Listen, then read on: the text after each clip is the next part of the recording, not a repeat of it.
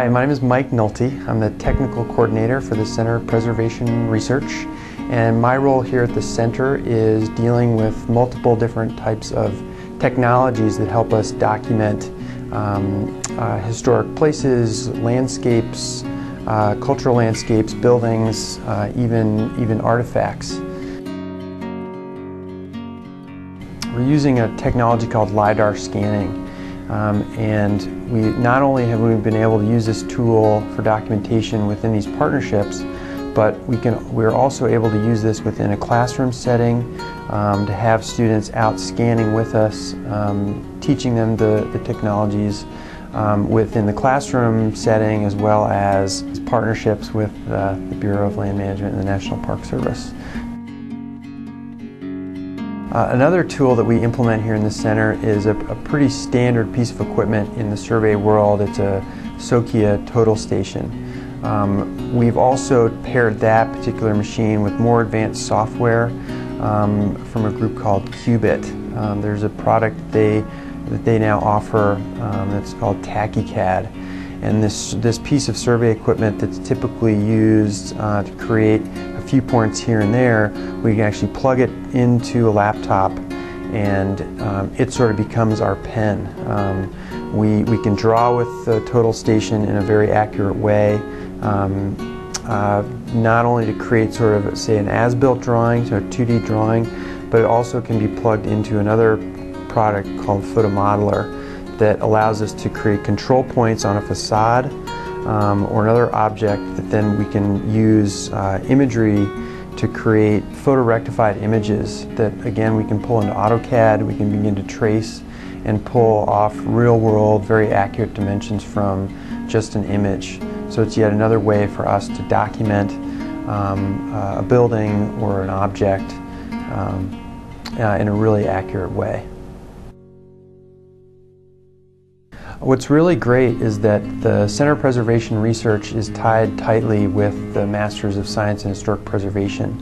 And so those students are able to come into our center, learn about these different technologies, and do quite a bit of research within their own classes, but then also there are many opportunities where we hire students to help us with all these different projects that we are partners with the National Park Service and the Bureau of Land Management.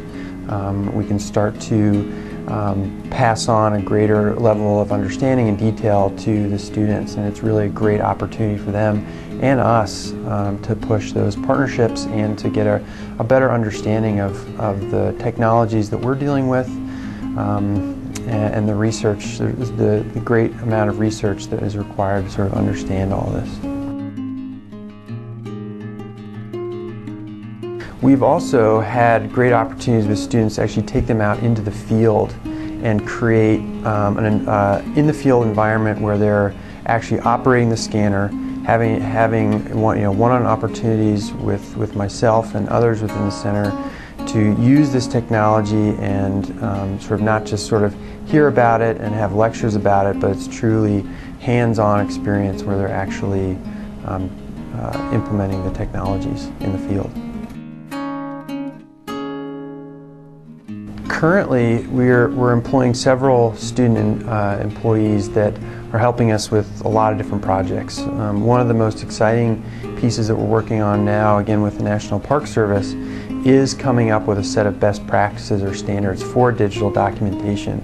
And we're looking at a very holistic approach. We're sort of starting from data assessment, site assessment, technology assessment, all the way through data gathering, data management, and then archiving and storage issues, sort of all the way through there. And one of our student employees, Julia, is helping us research sort of current works that have been done, current best practices, and we're bringing that all together, and we'll be presenting that as part of a National Park Service 3D Documentation Summit that will be held again in July.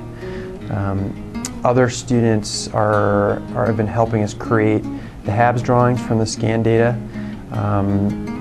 taking the scan data, creating orthogonal corrected views of elevations, plans, and then tracing that scan data with AutoCAD. using a pretty standard plugin for AutoCAD that allows us to manipulate the scans in CAD in a one-to-one scaled world, so we're getting really accurate drawings from the scan data. What's also really exciting about this is that students can then take what they've learned through the center and through these employment opportunities and then begin to apply that to future work, or applying that to a resume. I think we provide a lot of real-world tools that businesses and companies are excited about and can use. I know one of the frustrations of sort of hiring folks from out of universities is they don't have a whole lot of real-world sort of tools that they can implement right away and sort of hit the ground running. And I think we offer a lot of skills and tools where they can provide that to a potential employer and have a lot to offer.